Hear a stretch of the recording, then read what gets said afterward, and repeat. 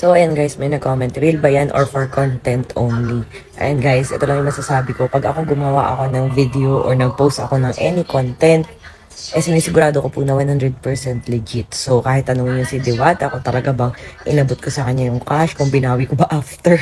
Ayan, siya na lang ang tanongin niyo, puntahan niyo doon. Di naman yun para magsinungaling. Katulad na lang ng mga property namin, ng mga sasakyan namin. Ang dami dati ng babash, content lang yan, ganyan-ganyan. Na nirerentahan nyo lang yan for the content, promotion lang. Tapos ibabalik nyo rin yung mga property na yun. Parang, alam mo yung ganun yung mga sinasabi. And nung pinakita ko yung mga titulo, sasabihin naman ng iba, ang yabang, mga ORCR, ang yabang. Di ko na alam kung saan kami lulugar na, alam nyo yun, may nag-comment pa na nagdala pa raw ako ng megaphone para daw ipagkalandakan daw yung pamimigay ko ng tulong kay Diwata. Sabi ko, ano nagdala ng megaphone? Anin ko yung megaphone?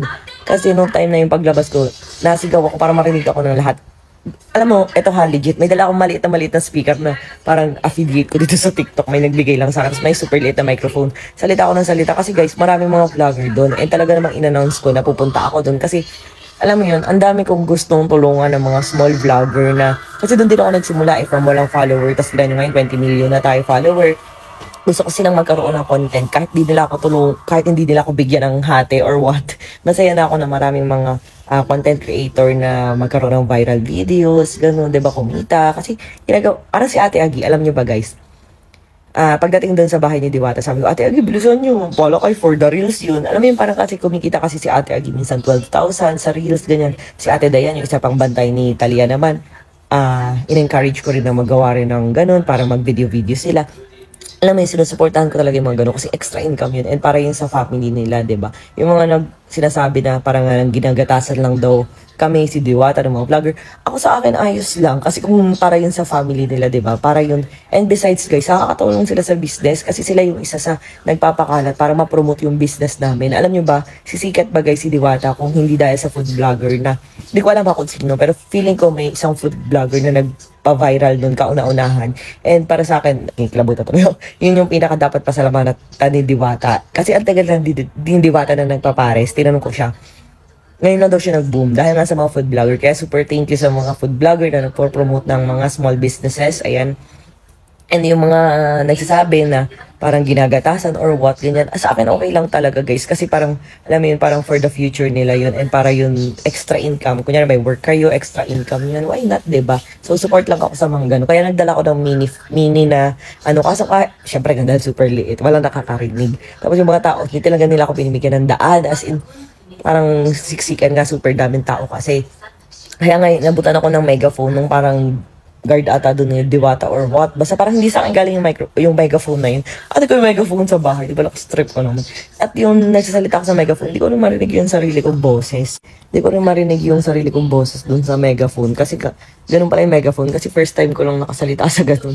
Ayan, tapos, tinan yung itsura ko, mukha akong tanod, diba? Magdala ko ng megaphone. Ayan, pero okay lang, kasi, alam mo, wala naman akong pakialam sa itsura ko, hindi nga ako nag-makeup noon, walang ayos, ganyan. Alam niyo naman, nakachinelas nga lang kami noon ng asawa ko, diba? So, hindi kami nagpo-post ng content only. Hindi, may sipon pa ako.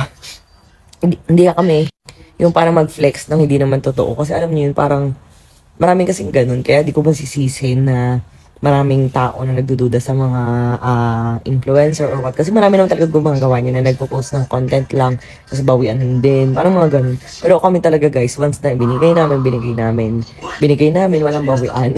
Hindi kami yung ganun na nagko-content lang ganyan. So, ayun. At ang masasabi ko lang sa mga tao na sa dami na natutulungan, bakit daw si Diwata pa, mas marami daw nangangailangan, yung mga pulubi daw sa kalsada, mas nangangailangan. Si Diwata naman daw ay may business. Di ba pwedeng mamili ako ng tutulungan? Kasi alam mo yun guys, parang doon ako natuwa sa kanya eh.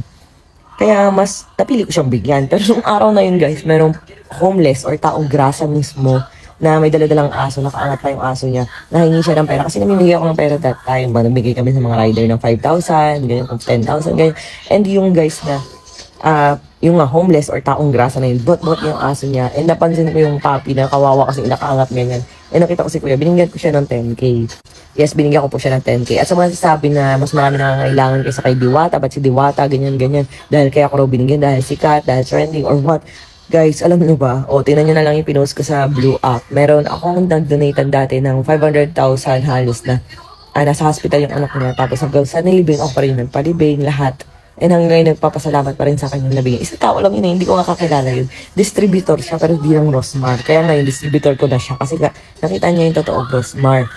Yes, ang daming, ayan, nag-post yun dati kasi, pero walang halos tumutulong. And yung anak niya kasi super, kailangan ng pera pagpagamot sa hospital. Kaya ako yung nagtulong, and nasa 500,000, at kung maalala, tagal na kasi din mo.